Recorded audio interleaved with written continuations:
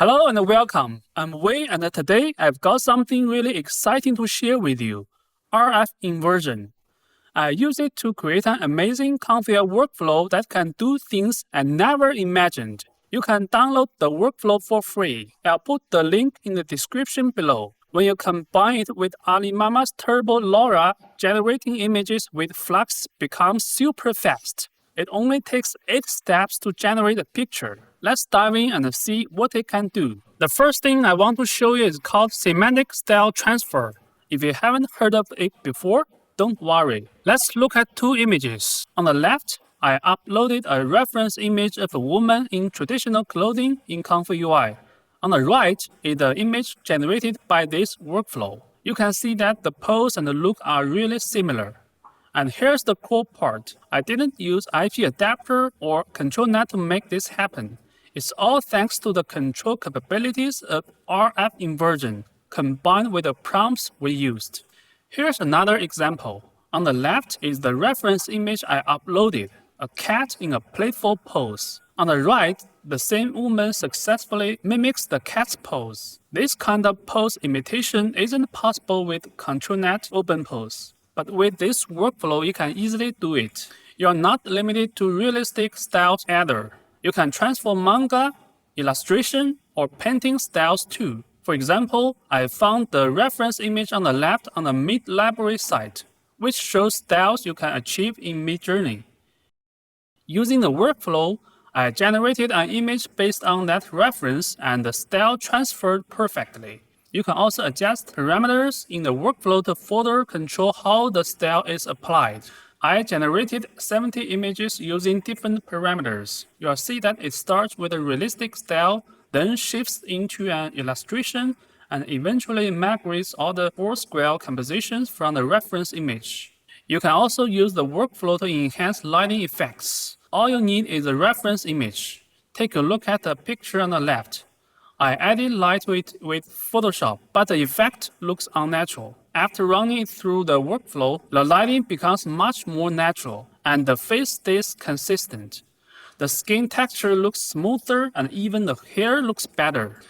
This workflow doesn't just transfer style, it can also copy light, color, and composition at the same time.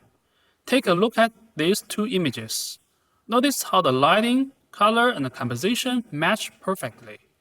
I also tried applying a Gaussian blur to the reference image inside the workflow, which gave it a soft focus effect similar to what you'd see in photography. And beyond all that, it can even upscale low-quality images and transfer them into high-quality ones. You might have noticed that most of the women in my generated images looked like the same person. That's because this workflow lets you use a face reference image. For my examples, I used the same face in multiple images to keep things consistent. And the best part, you don't need to install ControlNet or IP-Adapter models to get started with this workflow. It's really easy to set up. All of this is made possible thanks to the author of the ComfyUI Flux Tuples project on GitHub, known as LogTD. If you find this workflow useful, be sure to give the project a star on GitHub to support the creator. Now, before you start using this workflow, you need to make sure all the required nodes are installed. If you drag the workflow into ComfyUI and notice that any nodes are missing, just open the ComfyUI manager to install them. There's also a node for poll ID that you might want to install. Instructions for that are available on its GitHub page, and I'll include the link below. You'll also need to download Alimama's Turbo LoRa. It's essential for fast image generation. I recommend renaming it to something like Flux Turbo Alpha and placing it in the LoRa folder for easy access. It's divided into 4 main groups. On the left, you have the basic settings. This is where you upload reference images, set the size, enter your prompts, and specify the model path. In the upper right is the unsampling node group, which processes the reference image to generate a noise image in latent space. Below that, we have the poll ID node group.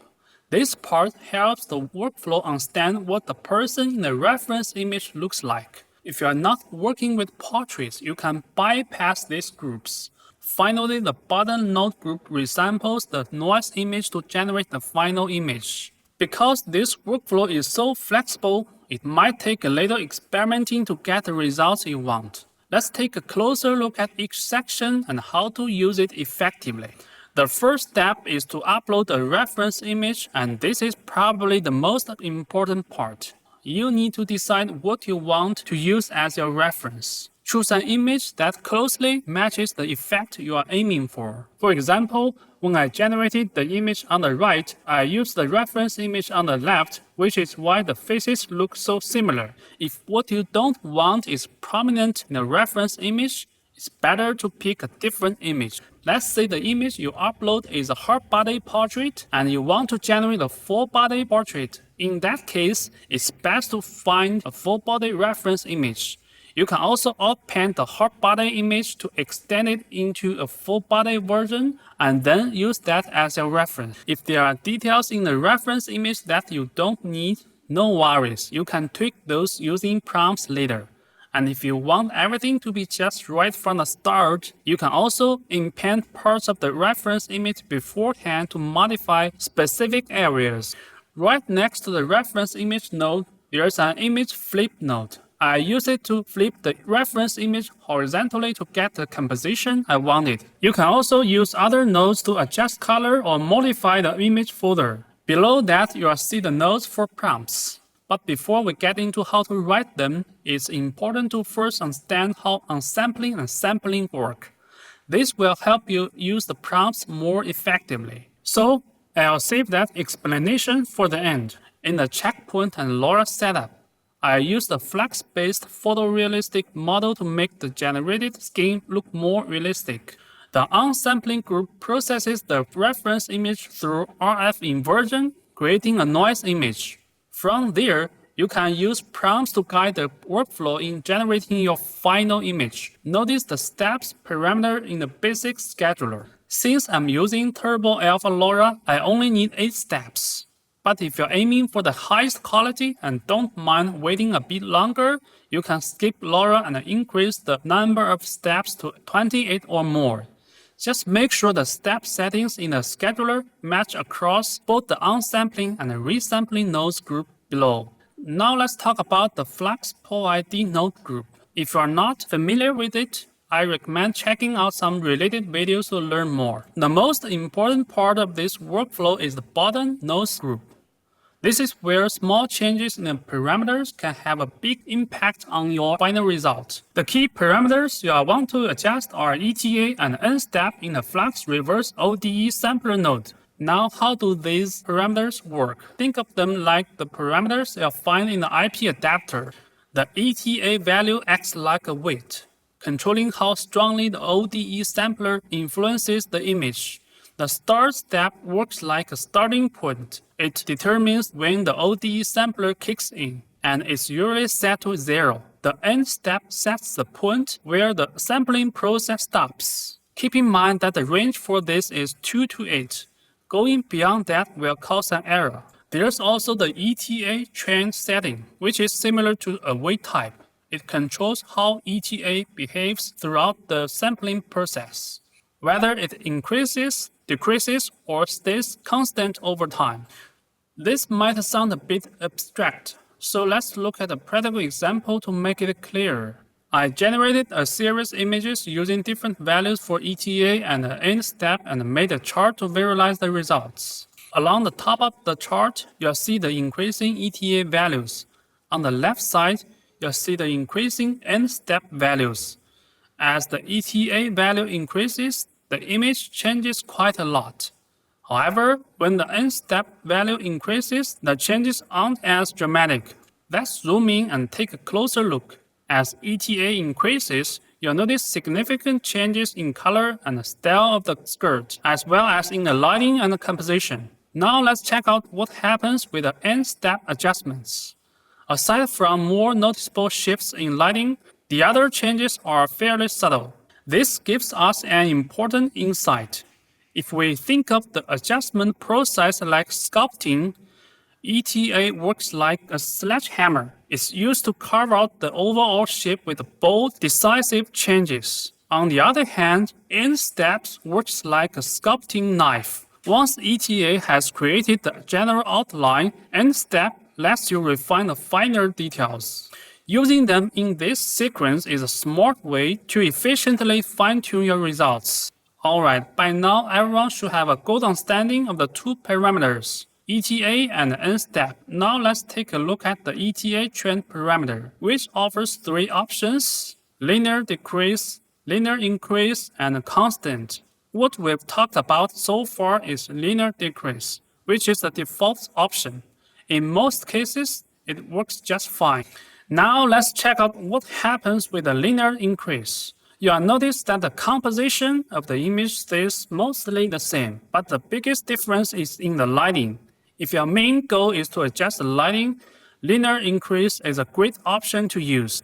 Finally, let's take a look at the constant setting. With this option, ETA has the most influence, but the people or subjects in the image become less relevant.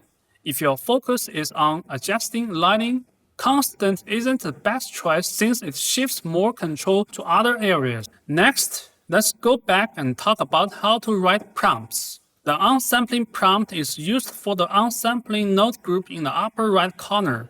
It guides the unsampling process, working somewhat like the tagging process when training a LoRa. For now, we'll leave this blank to see how the workflow behaves without it. The sampling prompt is used for the sampling node group in the lower right corner. This is similar to the prompt you would use during a typical text-to-image generation process, as it directly guides the final output. Let's start by lowering the ETA a bit to reduce its influence. This will make it easier to see the effects of the prompt adjustments. Here we've set ETA to 0.75. This is the reference image we uploaded, and this is the image generated by the workflow. They still look quite similar, right?